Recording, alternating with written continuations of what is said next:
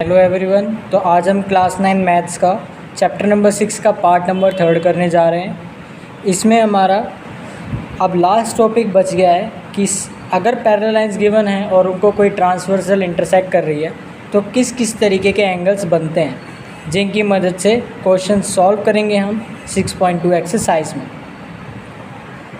चलिए स्टार्ट करते हैं। आपको मैंने एक डायग्राम गिवन कराया है जिसमें एक ए बी लाइन है, एक सी डी लाइन है। ए बी लाइन को हम पैरेलल मान रहे हैं सी डी के, और एक ट्रांसवर्सल एक लाइन ने इन दोनों लाइंस को काट दिया। तो इससे काटने से आपके 8 एंगल्स बने हैं।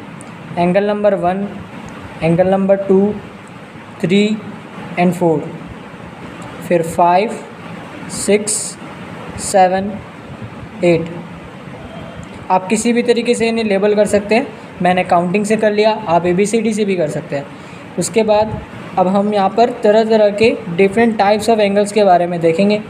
पहला एंगल है हमारा angle 1 equals to angle 8 and angle 4 equals to angle 5। Diagram में आप देख सकते हैं एंगल 1 और एंगल 8 कहाँ पर है। पैरेलल लाइन के नीचे लेफ़्ट साइड पे एंगल 1 है और ऊपर वाली पैरेलल लाइन के राइट साइड पर उसके ऊपर एंगल 8 है।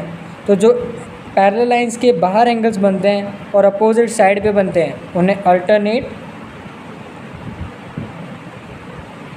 एक्सटीरियर एंगल्स बोला जाता है।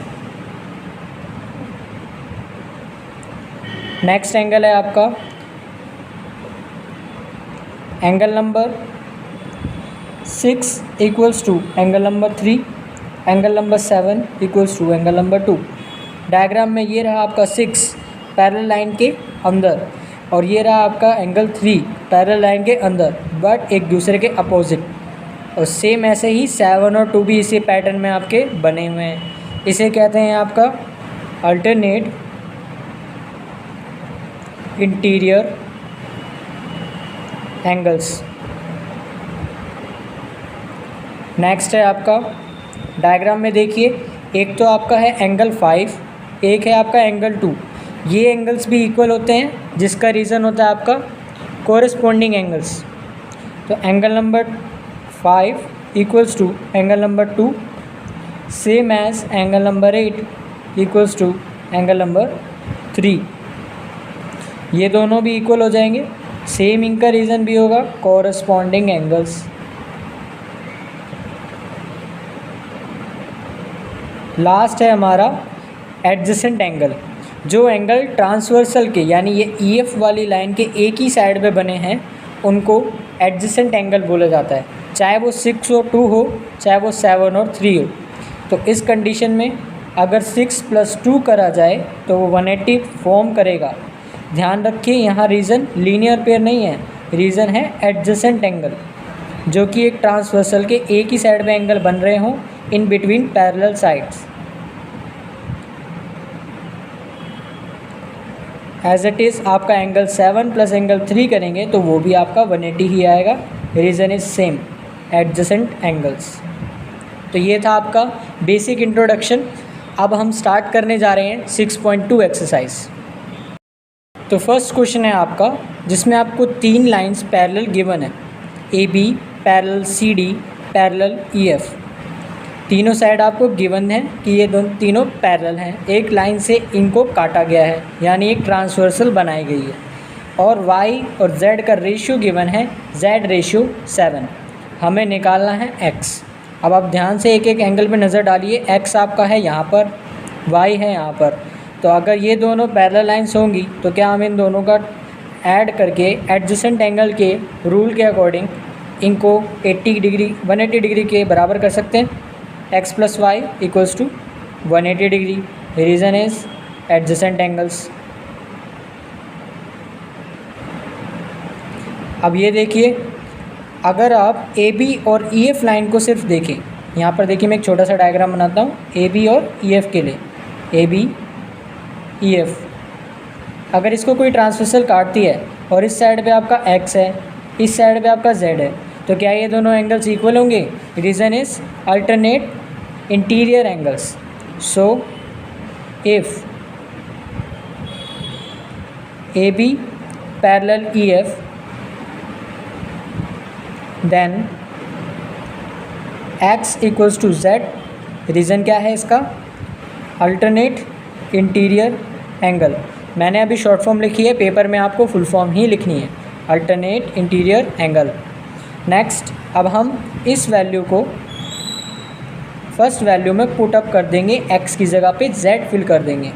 तो अगर हम लिखें पुटिंग 2 in 1, तो x की जगह पे हमने लिख दिया z। तो अब स्टेटमेंट होगी z plus y equals to 180 degree. अब हमें रेशियो गिवन है, जब भी रेशियो गिवन होता है तो हम उनके साथ एक वेरिएबल लगा के उन्हें सेपरेट कर सकते हैं। ध्यान दीजिए, आप यहाँ पर इसके साथ x मत लगा देना, क्योंकि x तो आपको ऑलरेडी निकालना है। तो x, y और z को छोड़ के कोई और वेरिएबल लीजिए। जैसे कि मैंने ले लिया 3a और ले लिया 7a, तो हम z की जगह लिख देंगे 7a, y की जगह लिख देंगे 3a, और यहाँ पर इस a की वैल्यू फाइंड कर लेंगे। तो ये आ गया आपका 10a इक्वल्स टू 180, और यहाँ आपका 10 से ये वाला 0 कट जाएगा, तो a की वैल्यू आपकी आ जाएगी 18। तो इसी वजह से आप सीधा सीधा निकाल सकते हैं। अगर x आप निकालना चाहें, x से पहले अगर आप z निकालना चाहें तो उसको इजीली निकाल सकते हैं। z को हमने लिखा था 7a, तो 7 मल्टीप्लाई 18 कर लो, 8 7 जा 56, 5 कैरी, 8 1 जा 8, 5 12, 126। और आप जानते हैं, आपने पहले ही देख लिया कि x और z तो बराबर हैं, तो अगर जितना ही x आएगा उतना ही आपका क्या हो जाएगा, जितना आपका z आएगा उतना ही आपका x भी हो जाएगा। और ये लो आंसर निकल गया। नेक्स्ट का क्वेश्चन नंबर 2, इसमें आपको AB और CD लाइन पैरेलल गिवन है। उसके बाद आपको एक GED एंगल दिया है 126 डिग्री, और FED दिया है आपको 90 डिग्री। आपको निकालना है AGE और GEF and FGE। AGE angle कहाँ पर है? देखो AGE यानी ये वाला एंगल। तो आप जानते हैं कि जब पैरेलल लाइन होती हैं और एक ट्रांसवर्सल के अपोजिट दो एंगल गिवन होते हैं तो वो बराबर होते हैं। अगर ये 126 है तो आपका AGE भी 126 हो जाएगा। तो AGE equals to GED equals to 126 degree. Reason is alternate interior angle. Next है आपका GEF। ये तो हो गया आपका फर्स्ट वाला प्रूफ। GEF GEF ये वाला एंगल। तो आप ध्यान से देखिए, GED में से अगर हम FED को हटा दें तो आपका यही एंगल बचेगा GEF। तो अगर आपको GEF निकालना है तो आप उसमें से एंगल GED में से FED को माइनस कर देंगे। तो इसमें आपका 126 डिग्री में से 90 को सब्ट्रैक्शन करना है। तो ये आ गया आपका 36 डिग्री। GEF आ गया आपका 36 डिग्री। ये हो गया आपका second part solve. Third part FGE ये वाला एंगल।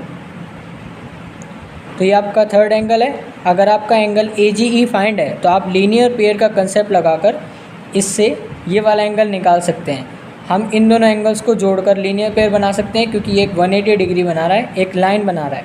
तो हम लिख सकते हैं angle AGE plus angle FGE equals to 180 degree.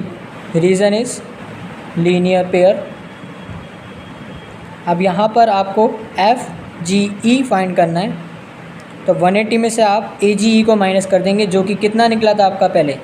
AGE आपका आया था 126 डिग्री, तो इसी को आपको यहाँ से माइनस कर देना है। तो ये आ गया आपका 10 6 4 7 2 5 54 डिग्री आपका FGE। ये हो गया आपका third part solve. Next question है आपका, जिसमें आपको फिगर गिवन है और PQ और ST लाइन पैरेलल दी हुई है। इसमें आपको एंगल फाइंड करना है QRS, ये वाला एंगल। तो आप इस क्वेश्चन को सॉल्व करने के लिए यहाँ पर एक कंस्ट्रक्शन को करेंगे।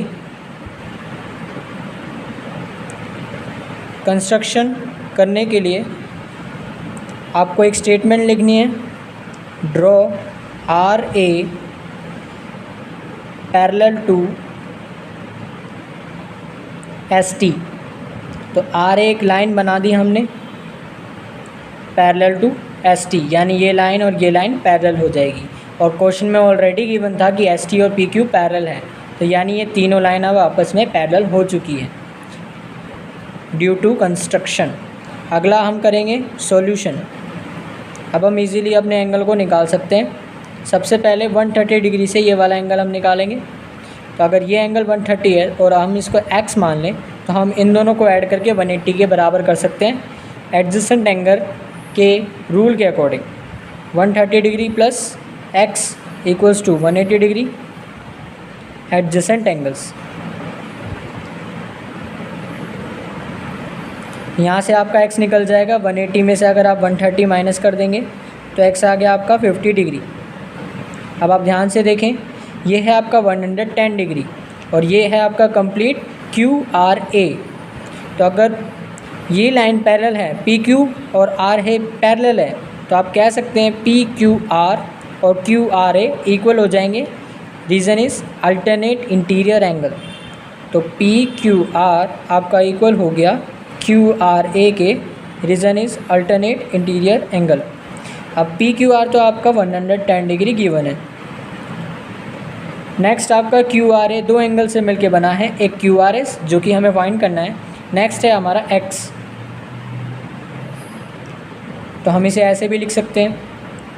फिर नेक्स्ट स्टेप है आपका एंगल QRS प्लस X की वैल्यू आप निकाल चुके हैं 50।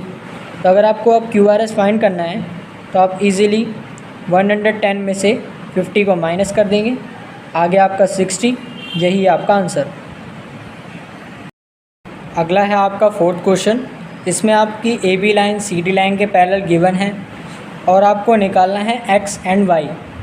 अब आप यहाँ ध्यान से देखिए, अगर AB और CD लाइन पैरेलल होगी तो 50 और X अल्टरनेट इंटीरियर एंगल के रूल से बराबर हो जाएंगे। तो हम लिखेंगे X equals to angle 50, reason is alternate interior angle. Next है आपका कि आपको Y निकालना है। तो आप ये भी देख सकते हैं 127 डिग्री इस कंप्लीट एंगल के भी बराबर होगा, same reason alternate interior angle. तो हम लिख देते हैं angle APR equal to angle PRD,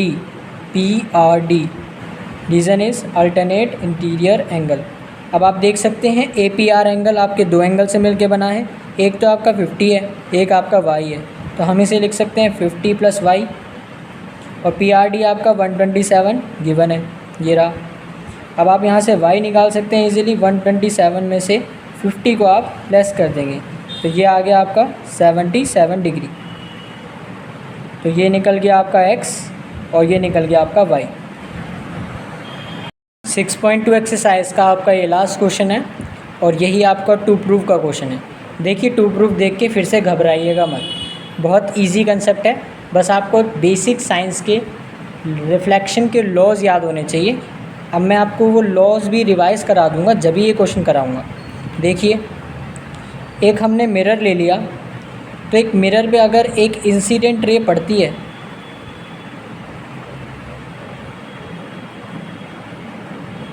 तो वो रिफ्लेक्ट होने के बाद एक रिफ्लेक्टेड रे में कन्वर्ट होके चली जाती है।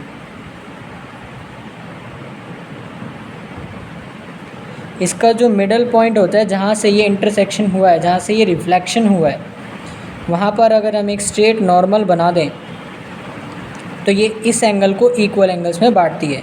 एक होता है एंगल I, एक होता है एंगल R। सेम इसी कंसेप्ट को अगर हम इस डायग्राम में लगाएंगे तो हमारा क्वेश्चन इजीली सॉल्व हो जाएगा। तो चलिए प्रूव को स्टार्ट करते हैं। तो सबसे पहले हम देख सकते हैं, अगर हम इसमें भी नॉर्मल बना दें तो दो एंगल बनेंगे, एंगल 1 और एंगल 2, और सेम ऐसे ही यहाँ भी नॉर्मल बना दें तो दो एंगल बनेंगे, एंगल 3 और एंगल 4। तो अगर इस लॉ के अकॉर्डिंग चलें तो एंगल 1 2 के बराबर होगा, एंगल 3 एंगल 4 के बराबर होगा, angle 1 equals to angle 2, angle 3 equals to angle 4 due to law of reflection.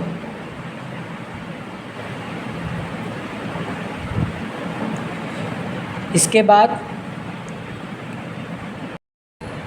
किसी भी मिरर पे एक नॉर्मल खींची गई होती है तो उसका ये रूल भी होता है कि वो लाइन पैरेलल हो जाती है, यानी हम कह सकते हैं ये लाइन इसके पैरेलल है।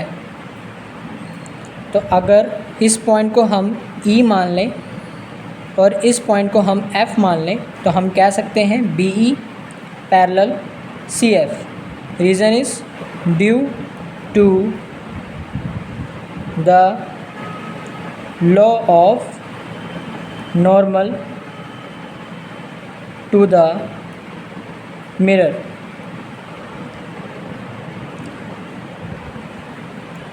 इसके बाद अगर BE और CF आपकी पैरेलल हो जाएगी तो हम कह सकते हैं सेकेंड और थर्ड एंगल आपका अल्टरनेट इंटीरियर एंगल से बराबर हो जाएगा, यानी सेकेंड इक्वल्स टू 3।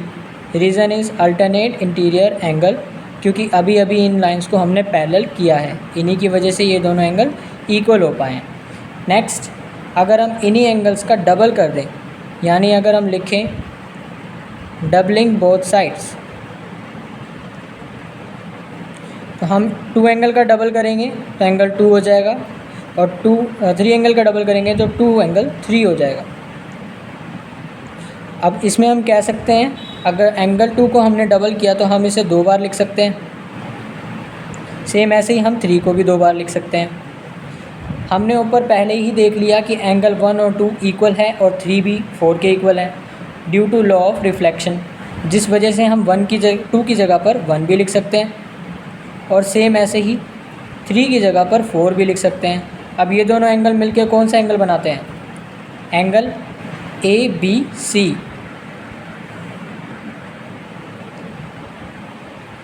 ऐसे ही 3 और 4 मिलके कौन सा एंगल बनाते हैं? Angle BCD।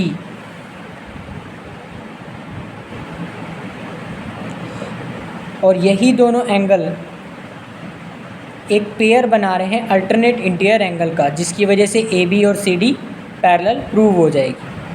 तो ये दोनों क्या बना रहे हैं? Pair of alternate interior angle, जिस वजह से AB लाइन CD के पैरेलल हो जाएगी और ये हमारा प्रूव हो जाएगा।